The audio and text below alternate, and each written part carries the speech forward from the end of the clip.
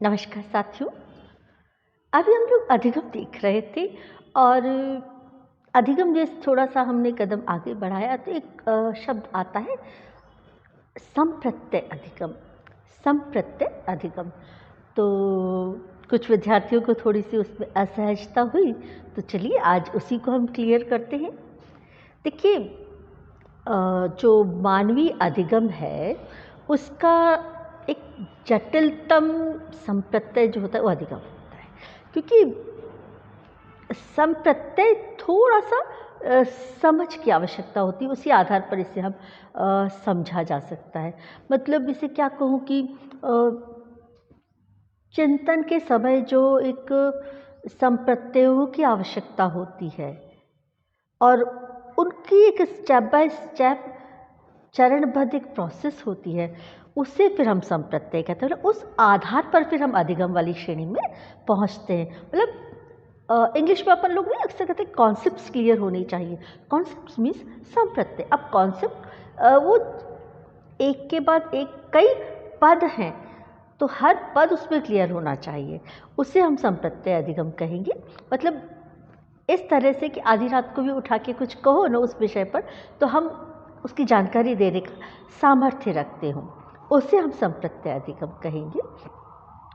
Woodworth ने कहा कि प्रत्यय चिंतन का एक महत्वपूर्ण साधन है। हम चिंतन करते हैं, किन आधारों पर करते हैं, तो वो प्रत्यय होते जिन आधारों पर हम चिंतन मनन करते हैं, उसके परिणाम स्वरूप उस बिंदु को आत्मसात करते हैं।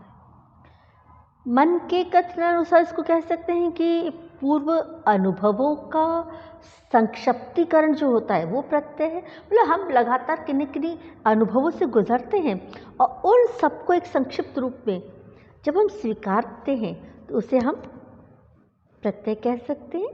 मतलब अनुभव को सबको एक साथ संक्षिप्त रूप में स्वीकारना प्रत्यय हो गया।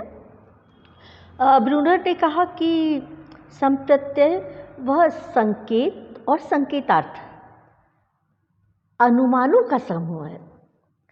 मतलब मात्र संकेत नहीं है, उन संकेतों के छिपे हुए जो निहित अर्थ है और उन आधारों पर जो हम अनुमान लगाते हैं वो सब संप्रत्यय है की श्रेणी में आते हैं। अब देखिए, आइए इसका देखते हैं कि इसका निर्माण कैसे होता है। संप्रत्ययों का निर्माण जब बालक में जब से चिंतन की प्रक्रिया का शुभारंभ होता है, उसके मस्तिष्क में प्रत्यय बनने की जो प्रक्रिया है तभी से स्टार्ट हो जाती है। और जब उसके मस्तिष्क में ये प्रत्यय बनने की प्रक्रिया होती है तब उसके ज़्यादा चिंतन जो है वो प्रारंभ होता है। ऐसा हम सभी जानते हैं, समझते हैं। अब जब ये संप्रत्यय पूरी तरह से विकसित होते हैं, इनका निर्माण पूर्णतः विकसित रूप में होता है, तो उसकी कुछ विशेषताएं प्राप्त होती हैं। तो संप्रत्ययों की क्या विशेषताएं होती है वो देख लेते हैं हम चरणबद्ध तरीके से। जैसे पहली विशेषता है संबंधों की पहचान की योग्यता।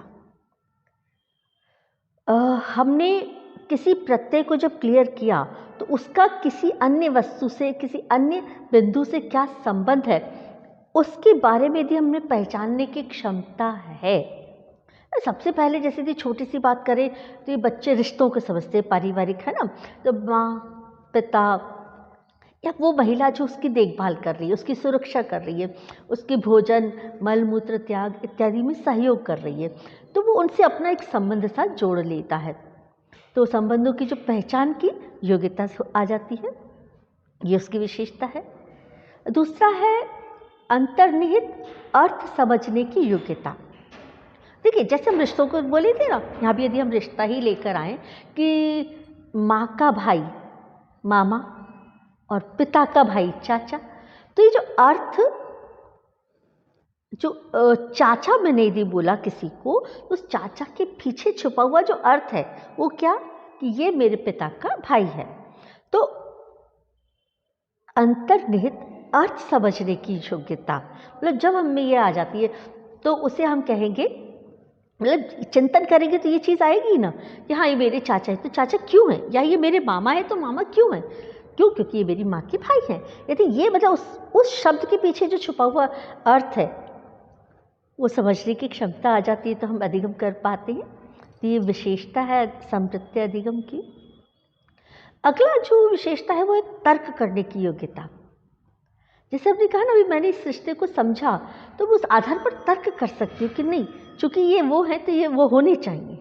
जैसे साधारण सी बात करें कि हम मूर्ति पूजक हैं, तो कि कोई मूर्ति आने पर हम कहते हैं भगवान जी हाथ जोड़ो, तो क्यों? वो तो वो है ना, माता जी, शिव जी, पार्वती जी या रामचंद्र जी या भोले, मतलब सब अलग अलग है, सबके प्रत्यय अलग अलग है। तो तर्क करने की क्षमता कि मैं तो, जैसे मान लीजिए यहाँ बंदर बैठे हुए हैं तो मैं कहूँगी ये तो बंदर है, नहीं भाई, जिनको बताया गया कि नहीं वो हनुमान जी के प्रतीक है तो हनुमान जी का प्रतीक मान के हाथ जोड़ लेगा। तो ये जो तर्क है एक बार तो करेगा ना कि जोड़ तो लिए, पर उसके बावजूद भी पूछा, तो संप्रत्यय जब क्लियर होगा तो तर्क की क्षमता आएगी, योग्यता आएगी।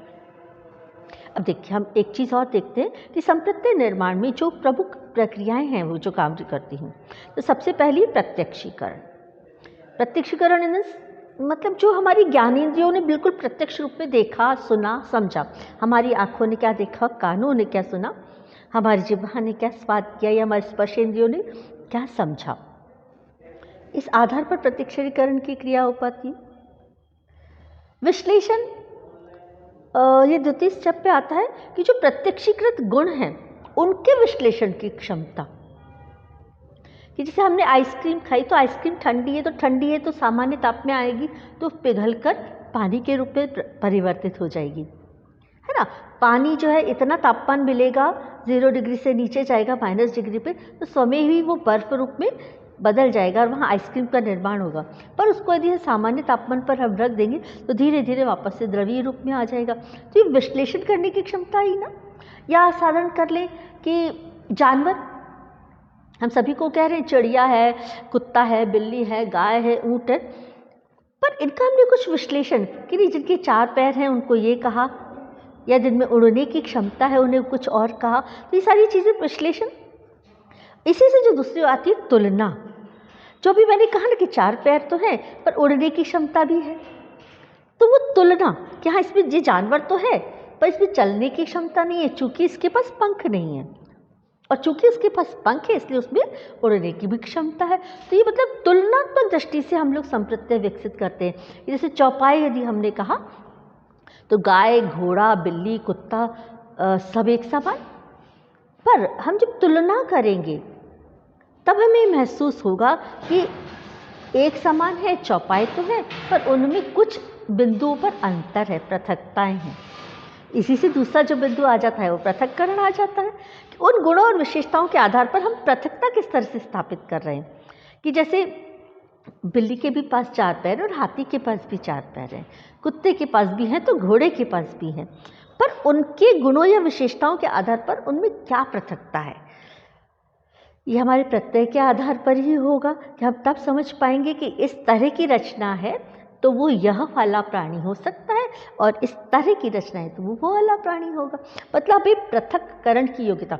चौपाई मतलब जानवर, मात्र इसको कहने से समझने की बात नहीं, हमको उसके बाद उसको प्रत्यक्षीकरण करा, विश्लेषण करा, तुलना करी, फिर पृथक्करण की जब क्षमता आई कि नहीं इसमें और उसमें ये अंतर ही उससे अलग है, इस तरह से उसे पृथक्करण नहीं है।